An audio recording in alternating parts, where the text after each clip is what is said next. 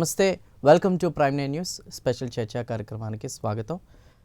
Special ఇంటర్వ్యూలో మనతో పాటు ఉన్నారు భారతదేశ హైందవ ట్రస్ట్ మరియు హైందవ సేన వ్యవస్థాపకులు అధ్యక్షులు మురళీకృష్ణ నాయుడు గారు. మురళీకృష్ణ నాయుడు గారు నమస్కారం అండి. నమస్తే అండి. జై శ్రీమన్నారాయణ. నమస్కారం సార్.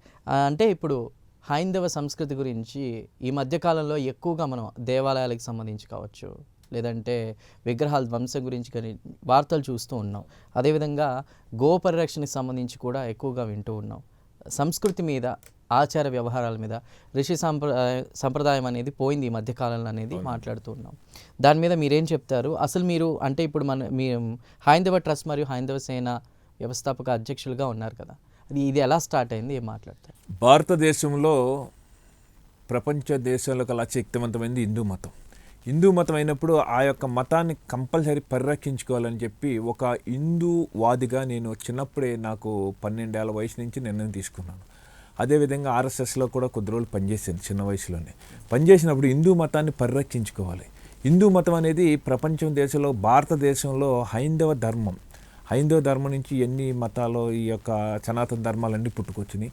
తప్పకుండా ఇట్లా కాపాడుకోవాలి, హిందూ మతాన్ని అని కాపాడుకోవాలని చరిత్ర పుటాల్లో నేను చిన్నప్పుడు స్కూల్ బుక్స్లో చదువుకున్నప్పుడు బ్రిటిష్ వాళ్ళు, మొఘలాయ చక్రవర్తులు, ఫ్రెంచ్ వాళ్ళు వచ్చి మన దేశ సాంప్రదాయాలని, మన హిందూ మతాన్ని, దేవాలయాలను ధ్వంసం చేయటం అవన్నీ చదివిన తర్వాత ఇదేంటిది, నా దేశం, మన భారతదేశంలో హిందూ మతం, ప్రపంచంలో కల్లా హిందూ మతం పుట్టింది భారతదేశంలో.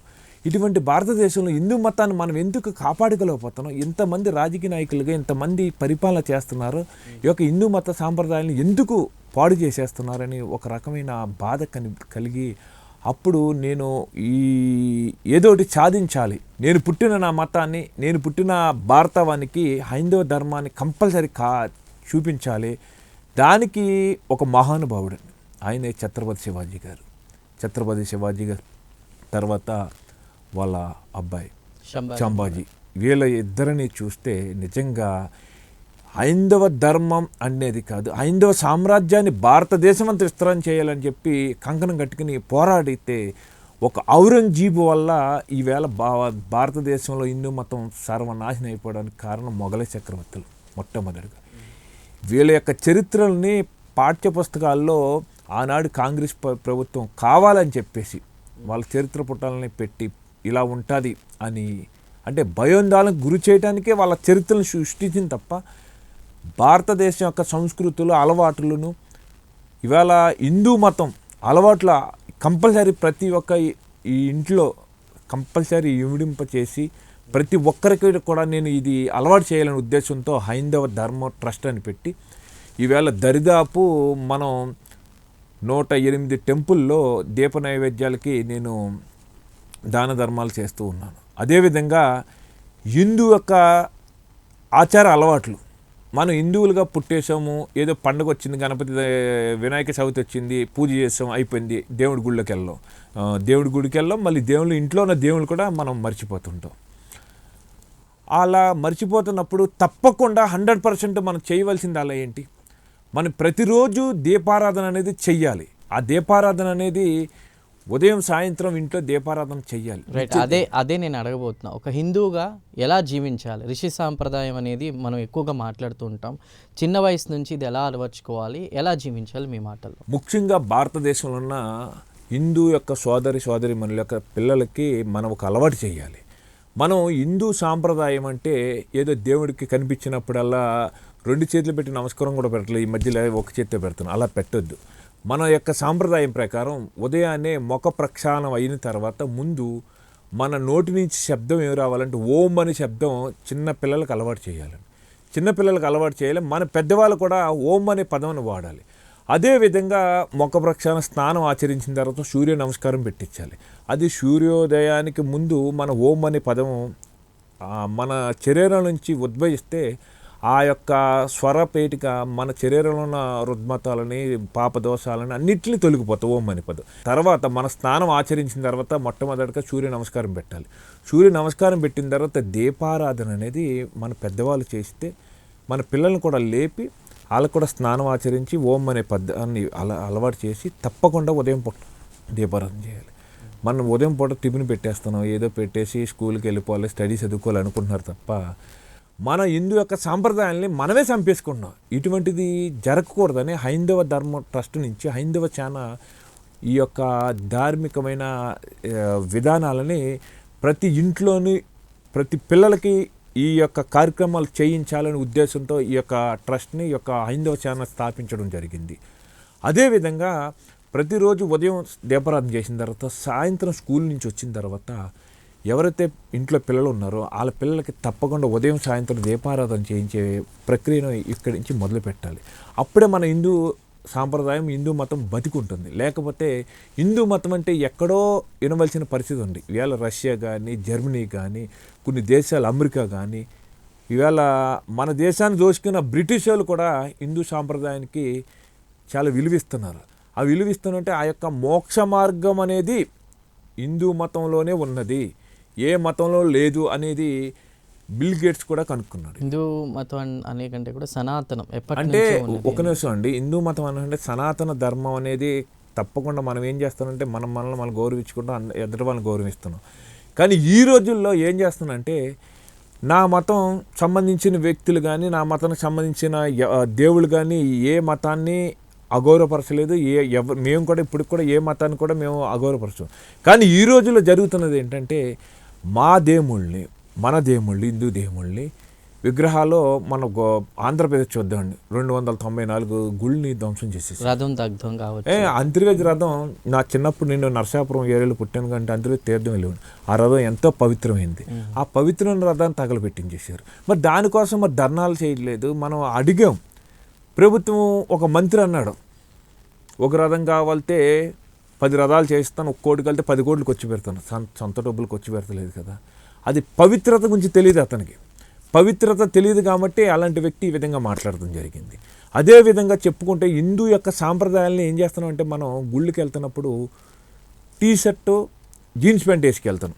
తప్పకుండా ఇది హైందవ సేన 100% తప్పు అని చెప్తుందండి. హైందవ సేన నుంచి నేను ప్రతి ఒక్కరికి మన సాంప్రదాయ దుస్తులు మనం ఇంట్లో కూడా ఆడవాళ్ళని కూడా రిక్వెస్ట్ చేసేది ఈ విధంగా రిక్వెస్ట్ చేసేది అంటే నైటీలు వేసుకుని మీరు దీపారాధన చేయొద్దండి. నైటీలు వేసుకుని దీపారాధన చేస్తుంటే మనం ఎదుర్కొన్న దేవత రూపం ఏంటి? మన భారతమాత. మన భరతమాత ఎలా ఉన్నదో మన దేవతలు కూడా అలాగే ఉన్నారు. అంటే అఖండ భారతవనిలో హిందూ మతం అఖండ భారతదేశంలోనే పుట్టింది. తర్వాత చైనా కానీ బర్మా కానీ బంగ్లాదేశ్ కానీ పాకిస్తాన్ కానీ ఇవన్నీ కూడా హిందూ మతాల్లో హైందవ సామ్రాజ్యాలు కలిసి ఉండేవి. ఈ మొఘలాయ చక్రవర్తులు వచ్చి మన దేశం మీద దండయాత్ర చేసి ఆ యొక్క మతాన్ని వాళ్ళ సైన్యం కింద వచ్చారు. వాళ్ళు ఆడవాళ్ళతో రాలా. మన హిందూ యొక్క స్త్రీలను కావాలని బలవంతంగా పెళ్లి చేసుకుని ఈ రోజున వాళ్ళు చేసిన పని ఏంటంటే ముస్లిం యొక్క సామ్రాజ్యాన్ని ఏర్పాటు చేస్తూ వెళ్ళిపోయారు వాళ్ళు. అదేవిధంగా పిల్లలకు ముఖ్యంగా ఏంటంటే హిందూ మతం యొక్క రోజుకు 1 గంట సేపు తప్పకుండా రామాయణం చెప్పాలి, మహాభారతం చెప్పాలి, భగవద్గీత గురించి దానిలో శ్లోకాల్లో తప్పకుండా సండే వచ్చిందంటే గీత యొక్క దానిలోనూ ఉచ్చారణ చేసే శ్లోకాలు ఉన్నాయి. అవన్నీ క్లియర్ కట్గా చెప్తే చరిత్రలో హిందూ మతం యొక్క పరిస్థితి ప్రపంచ దేశమంతా హిందూ మతం అంటే హైందవ ధర్మం హైందవ సామ్రాజ్యం ఏర్పడుతుంది. అఖండ భారతదేశం కదా, ప్రపంచ దేశాలన్నీ కూడా. ఎందుకంటే ఇప్పటికే కొన్ని దేశాలు రష్యాలో చూడండి చాలామంది మన యొక్క సాంప్రదాయాలు శారీస్ కట్టుకోవడం, బొట్టు పెట్టుకోవడం, హరే రామ హరే కృష్ణ అంటుంటే నిజంగా కొందరు వ్యక్తులు ఉన్నారండి. నేను చెప్పబడడం ఏంటండి, హైందవ ధర్మంలోనే పుట్టుకొచ్చిన వ్యక్తుల్లో హైందవ సామ్రాజ్యం పుట్టుకొచ్చిన విషయాలు యశా ఫౌండేషన్ ఉన్నారు సద్గురు గారు.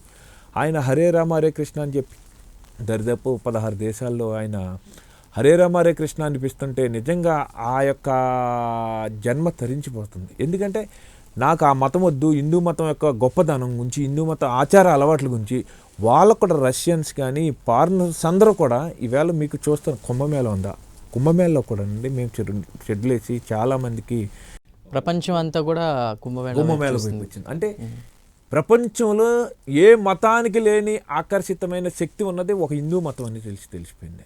హిందూ మతంలోని అతి శక్తివంతమైన వాడు ఎవరంటే మహాశివుడు. మహాశివుడు ఈ సృష్టికి లయకారకుడు. తర్వాత మనలో ఉన్న రుగ్మతాలని ఏం చేయాలన్నా మహాశివుడు ఒకే సాధ్యం. అలాగే విష్ణు మహావిష్ణువు ఏంటంటే ఈ అన్నిటికంటే ధనప్రాప్తి కలిగినది మన భారతదేశంలో. ఎంతమంది మొఘల చక్రవర్తులు దాడి చేశారని, ఎంత డబ్బు పట్టుకెళ్ళిపోరు, ఎన్ని నగలు పట్టుకెళ్ళిపోరు, ఎన్ని వజ్రాలు పట్టుకెళ్ళిపోరు. దానికన్నా బ్రిటిష్ వాళ్ళు వచ్చారు. బ్రిటిష్ వాళ్ళు ఏం చేశారు చూసారా? ముఖ్యంగా నేను ఈ యొక్క ఇంటర్వ్యూ ద్వారా ఒక అందరికీ నేను శిరస్సు వంచి పాదవనని చేస్తాను. ప్రతి పేరెంట్స్కి నేను రిక్వెస్ట్ చేసేది ఏంటంటే, పుట్టినరోజు అని చెప్పి కేక్ కట్ చేసే సాంప్రదాయాన్ని మనం, అది 100%కి మన మతానికి విరుద్ధమైనది సాంప్రదాయం. ఎందుకంటున్నానంటే 100 మంది హిందువులు కానీ ఒక హిందూ యొక్క దేవాలయాల్ని ధ్వంసం చేస్తే ఆ బ్రిటిష్ వాళ్ళ ఆనందంతో కేక్ కట్ చేసుకుని ఆనందపడేవారు. అంటే ఇప్పుడు కూడా ఏదైనా శుభకార్యం అది ఉంటే మనం దీపారాధన చేస్తాం. ఇప్పుడు మనకు కావాల్సింది ఏంటి? మన సాంప్రదాయం ఏంటి? హిందూ సాంప్రదాయము భగవంతుడి దగ్గర దీపారాధన అంటే ఒక్క ఒత్తి దీపారాధన చేయకూడదు. ఒక్క ఒత్తి దీపారాధన చేస్తే అది కర్మదీపం అంటారు. ఎట్టి పరిస్థితులు కూడా మనిషి దేహాన్ని వదిలేకపోయినప్పుడు, ఈ దేహం పరమాత్మ దగ్గరికి వెళ్ళిపోతున్నప్పుడు ఆ యొక్క కర్మదీపాన్ని అతని యొక్క చిత్రపటం దగ్గర వెలిగిస్తాం. అలాగే మన ఇంట్లో చాలామంది స్త్రీలకు తెలియక ఏదో టైం అయిపోతుంది, ఆఫీస్ టైం అయిపోతుంది, ఏదో అయిపోతుంది అని చెప్పేసి ఒక్క దీపం వెలిగిస్తారు. ఒక్క దీపం వెలిపించుకోరు. మనకున్నది 3 త్రిమూర్తులు, 3 దేవతలు. ఈ సృష్టిలోనే వాళ్ళ నుంచి ఉద్భవించింది మొత్తం. అలాగే మనం చేయవలసిందంటే అటు 3 ఇటు 3 6 ఒత్తులు వేసి దీపారాధన చేయాలి. ఆ సాంప్రదాయాన్ని మన పిల్లలు కూడా అలవాటు చేయాలి. ఇది అలవాటు చేసామనుకోండి.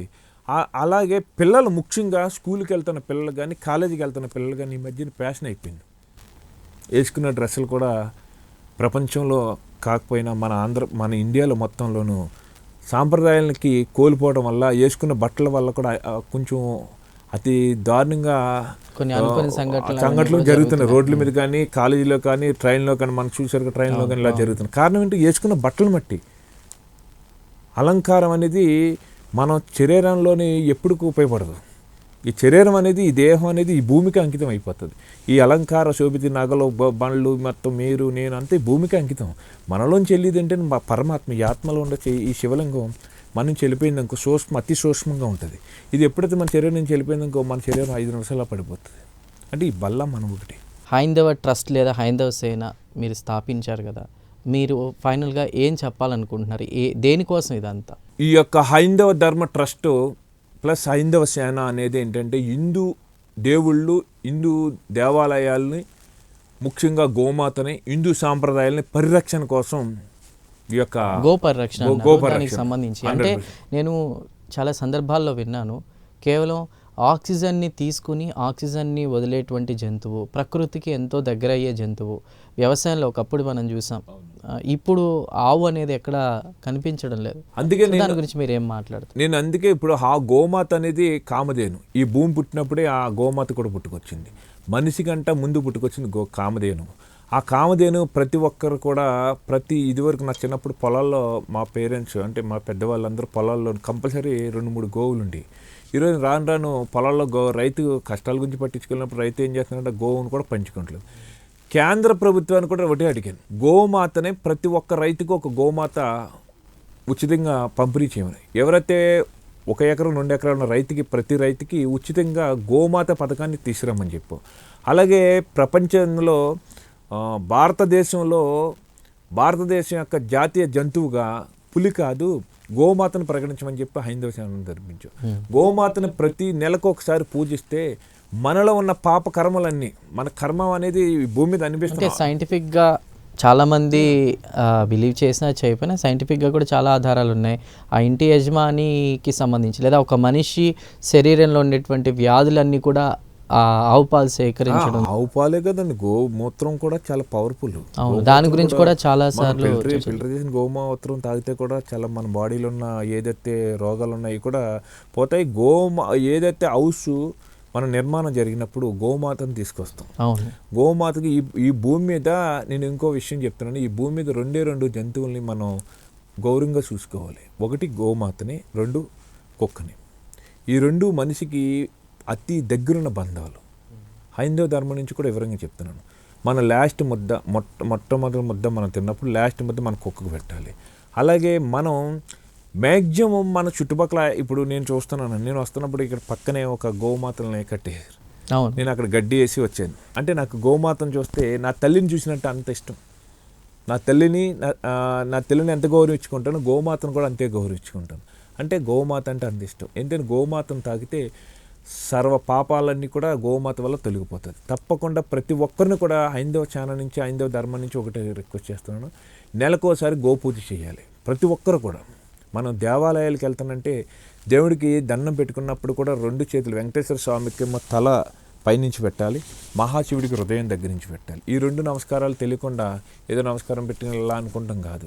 నమస్కారంలో కూడా సంస్కారం ఉంది. ఆ సంస్కారం నేర్పింది కూడా హిందూ మతంలోంచి. మన ధర్మం, హైందవ ధర్మం నుంచి నమస్కారం అనేది నేర్పారు. భగవంతుని పూజ విధానాల్లో కూడా శివుని యొక్క చేయవలసిన పూజ ఏంటంటే, ఆత్మలింగాన్ని మనం పెంపొందించుకోవాలంటే మన నాడిని ఇలా పెట్టుకుని మన 2 చేతుల్ని ఇలా చేసుకోవాలి. మన యొక్క ధనప్రాప్తి కలగాలనుకుంటే తప్పనిసరి 2 చేతులు పెట్టి ఆ గోవిందుని ఇలా నమస్కారం పెట్టుకోవాలి. రైట్. ఫైనల్గా ఏంటంటే మీరు ఇన్ని విషయాల గురించి మాట్లాడారు, ఫైనల్గా ఏం చెప్తారు చూస్తున్న వ్యూవర్స్కి? ఇప్పుడున్న పరిస్థితుల్లో అఖండ భారతదేశంలో మోడీ గారు నిజంగా మాకు మరో రాముడు, మరో మహాశివుడు పుట్టినట్టు ఆయన చూసుకుంటున్నాం. ఆయన అన్న మాటలో, ఆయన పెట్టిన ప్రతి మాటలోనూ కూడా మేము ఆదర్శంగా తీసుకుంటున్నాం. హైందవ ధర్మం నుంచి కూడా ఈ వర్క్ బోర్డు వ్యవస్థను మేము రద్దు చేయమని చెప్తున్నాం. అదేవిధంగా హిందూ సాంప్రదాయాల హిందూ మతం జోలికి వచ్చిన, హిందూ దేవాలయాల జోలికి వచ్చిన, గోమాత జోలికి వచ్చిన, ఎవరైనా హిందువుల జోలికి వచ్చినా, అగౌరవపరిచిన హైందవ సేన అనేది చాలా సీరియస్ యాక్షన్ ఉంటుంది. ఎందుకంటే నేను ఇలాగ మాట్లాడుతున్నాననే కాదు, ఆ యొక్క ప్రతి ఫలం చాలా దారుణంగా చూపిస్తాను. ఎందుకంటే హిందూ మతం జోలికి వచ్చిన, హిందూ దేవుళ్ళని అవమానం పరిచిన ఎవరైనా సరే, ఏ మతం జోలికి మేము రాము, కానీ మా మతం జోలికి వచ్చిన, మా మతంలో ఉన్న దేవుళ్ళని అవమానపరిచిన చాలా సీరియస్ యాక్షన్ తీసుకుంటాను. ఎంత దూరమైన వెళ్తాను. ఎందుకంటే మా మతం చాలా గౌరవమైంది. మా మతంలోనే మోక్ష మార్గం ఉంది. మా మతంలోని మా దేవుళ్ళు కానీ, మా యొక్క దేవాలయాల యొక్క సాంప్రదాయాలను కానీ ఎవరైనా పాడు చేసినా తప్పకుండా వాళ్ళ మీద 100% హైందవ సేన ఈవేళ 20,000 పైగా పడి ఆంధ్రప్రదేశ్, తెలంగాణ ఎంటైర్ భారతదేశంలో ఉన్నారు. ఇది ఇంకా మ్యాక్సిమం 1 కోటి మంది 100% హైందవ సామ్రాజ్యాన్ని ఛత్రపతి శివాజీ గారి యొక్క కళను తప్పకుండా నిర్వహిస్తాను. ఆయన యొక్క కళ ఏదైతే కన్నాడో, ఈ అఖండ భారతమని అంతా కూడా హైందవ సామ్రాజ్యం కావాలన్నాడు. అదేవిధంగా ఈ యొక్క హైందవ సామ్రాజ్యాన్ని తప్పకుండా భారతదేశం అంతా విస్తరణ చేస్తాం. ఏదైతే బలవంతంగా మా గుళ్ళు పైన కట్టిన ఈ శిథిలాలు ఉన్నాయో, శిథిలాలను తప్పకుండా తొలగించే వరకు మేము పోరాటం కూడా చేస్తాం. రైట్. అంటే అన్ని సర్వమత సమ్మేళనాన్ని యాక్సెప్ట్ చేసేటువంటిది హిందూ మతం అనే కంటే కూడా ధర్మం, వే ఆఫ్ లైఫ్, ఎలా బతకాలో కూడా చెప్పిన ఋషి సంప్రదాయం. పేరు కూడా 100% హైందవ ధర్మాన్ని మేము పాటిస్తాం. ఆ ధర్మాన్ని అధర్మం చేసి మా ధర్మాన్ని మేము మా ధర్మ మార్గంలో మేము నడుస్తున్నప్పుడు అది అధర్మంగా ప్రకటించి వేరే విధంగా మమ్మల్ని మీద అకృశాలు ప్రదర్శిస్తే మట్టుకి 100% హైందవ సేన అనేది తప్పకుండా ఒక్కొక్క ఛత్రపతి శివాజీ అవుతారు, ఒక్కొక్క సంభాజీ అవుతాడు. ఎందుకంటే సంభాజీని ఎంత దారుణంగా చంపారో ఈవేళ అఖండ భారతదేశంలో ప్రతి హిందువు మర్చిపోడు. ఛత్రపతి శివాజీ యొక్క కళని తప్పకుండా నిర్వహించాలనే ఉద్దేశంతో ఒక బలమైన శక్తిగా ఎదిగిన సంభాజీని ఎంత దారుణంగా ఈవేళ చరిత్రలో ఎంత దారుణంగా హింసించారో చూసాం. అదేవిధంగా హిందూ దేవుళ్ళు ఈవేళ అయోధ్య చూద్దాం. అయోధ్య ప్రాంతం రాముడు తిరిగిన ప్రాంతం. అక్కడ తప్పకుండా మాది అని చెప్పాం, కానీ ఇది మాది అని చెప్పి వర్క్ బోర్డు వాదించింది. అది తప్పు అని చెప్తున్నాను. ఈవేళ ఒకటే చెప్తున్నాను, మేము అన్ని మతాలు సమానంగా ఉండాలని, అఖండ భారతదేశంలో స్వేచ్ఛ వాయువు ఉండాలని చెప్పి, ప్రతి మతానికి స్వేచ్ఛ వాయువు ఉండాలని మేము వాయుదేవుని కోరుకున్నాం. అదే వాయుదేవుడు మా హిందూ దేవుడు యొక్క వాయు దేవుని యొక్క గాలిని పీల్చుకుని మీరు బతుకుతున్నారు. అదే గాలి నిజంగా వాయుదేవుడు కూడా హిందూ మతం సంబంధించిన చాలామంది అంటారు హిందూ యొక్క ప్రసాదం తినకూడదు, హిందూ దేవుళ్ళని ఇలా పూజించకూడదు అన్నారు. మరి హిందూ యొక్క వాయుదేవుని యొక్క గాలిని వీళ్ళు ఎందుకు పీల్చుతున్నారు? అది వద్దేనండి. ఈ భారతదేశంలో ఉన్నంత వరకు ఆ గాలిని పీల్చుకోవద్దు. Right sir, right. నేను అడుగుతున్నది అందరినీ ఒకే ఫైనల్గా అడుగుతున్నది ఏంటంటే, హిందూ మతం హైందవ సామ్రాజ్యంగా ఏర్పడుతుంది. ప్రపంచ దేశంలో కల్లా అతి శక్తివంతంగా హైందవ సామ్రాజ్యం ఏర్పడుతుంది. ఈవేళ ప్రపంచ దేశాల్లో మోడీ గారి యొక్క చరిష్మా ప్రపంచ దేశాల్లో నెంబర్ 1గా తీర్చిదిద్దుతున్నారు. మోడీ గారిని చూస్తే అచ్చు రాముడు నడిచి వచ్చినట్టే ఉంటుంది అంట మన ట్రంప్ ఎందుకు నమస్కారం పెడుతున్నారంటే భగవంతుడి రూపం మోడీ. రైట్, ఖచ్చితంగా. అంటే ఏదైనా యదా యదా హి ధర్మస్య గ్లానిర్భవతి భారత అంటారు కదా, అభ్యుత్థాన ధర్మస్య తదాత్మానం సృజామ్యహం. ఎప్పుడెప్పుడు అధర్మం ఉంటుందో ధర్మాన్ని స్థాపన చేయడానికి నేను ఏదో అవతారంలో వస్తూ ఉంటా అంటారు. కాబట్టి సో చూద్దాం. అంటే ఇప్పుడు ఇన్ని విషయాలు మనం మాట్లాడుకున్నాం. సో మీరు అన్నట్టు ధర్మాన్ని మనం కాపాడితే అదే ధర్మం మనల్ని కాపాడుతుంది. ఈ విషయాన్ని మనం అందరం గుర్తించుకోవాలి. ధర్మం రక్షితే అని తప్పకుండానండి. మన ధర్మాన్ని మనం కాపాడుకుంటే ఏ మతం జోలికి మేము వెళ్ళమండి, ఏ మతాన్ని విమర్శించాం. వాళ్ళ పరిస్థితులు వాళ్ళు చేసుకుంటారు. కానీ మా మతంలో ఉన్న దేవుళ్ళు కానీ మా యొక్క సాంప్రదాయాల్ని ఒక్క వివేకానంద వెళ్తే అక్కడ అందరు కూడా యాక్సెప్టెన్స్ అనేది వచ్చింది. 100%. ఈ రోజున అంబేద్కర్ ఉన్నారండి. నిజంగా మన సాంప్రదాయాలు మన విలువల్ని 100% కాపాడు. చాలా మందికి తెలియని విషయం, ఆయన కూడా నేను ఈ ధర్మాన్ని నేను విడిచిపెట్టను, పోరాటాలు అవన్నీ ఎన్ని చేసినప్పటికీ కూడా ఆయన కేవలం ఒక మతానికి అనుకూలంగా చాలామంది చూస్తున్నారు. కానీ ఆయన హిందూ ధర్మాన్ని మాత్రం నేను వదిలిపెట్టనని చెప్పిన విషయాన్ని ఎవరు గుర్తుపెట్టుకోలేదు. ఆయనే కాదు, ఇప్పుడు మందకృష్ణ మాదిగ ఉన్నారండి. ఆయన కులం కోసం ఆయన పోరాడతారు. కానీ హిందూ సాంప్రదాయ విలువల్ని, హిందూ దేవుళ్ళకి ఒక దండం పెట్టుకోవడం కానీ, హిందూ ప్రసాదం ఎత్తి తినడం కానీ, బ్రాహ్మణులకి అన్యాయం జరిగితే పోరాటం కానీ ఆయన చేశారు. వీళ్ళు ఎందుకు చేశారు? చరిత్ర అనేది, ఇప్పుడు నా కులం ఉందని, నేను కాపు కులంలో పుట్టాను, నా కులం జోలికి వస్తే నేను పోరాడతాను. అలాగని చెప్పేసి వేరే కులాన్ని నేను చౌదరిని రెడ్డిని ఏమన్నాం, అలా నా కులాన్ని అవమానపడితే ఆ విధంగా అంటే నేను రాను. కానీ ఎందుకంటున్నానంటే నేను పుట్టిన ధర్మం ప్రకారం, నేను పుట్టిన